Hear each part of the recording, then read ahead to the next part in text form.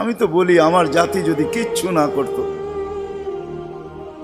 সারাদিন পরে ঘুমানোর সময় যদি হাত দুইটা উঠায় আর চোখের একটু পানি ছেড়া বলতো, মালিক এত বড় সংসার, এত যাই ঝামেলা সব সামনে নিয়ে সারা দিন তোর কাছে আসতে পারি নাই, এখন ঘুমাইতে চললাম, সকালে যদি উঠাস তাইলে উঠবো, নাইলে চির নিদ্রা হয়ে যাবে।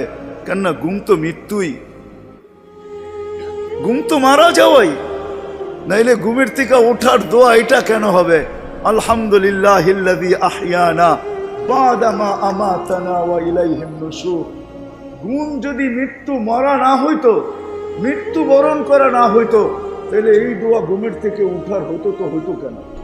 অন্য দোয়া হইতো, আরো তো কত দোয়া হইতে পারতো। বোঝা গেল আমি মৃত্যুর থেকে ফিরে আসছি, মরে গেছিলাম ঘুমের ভিতরে।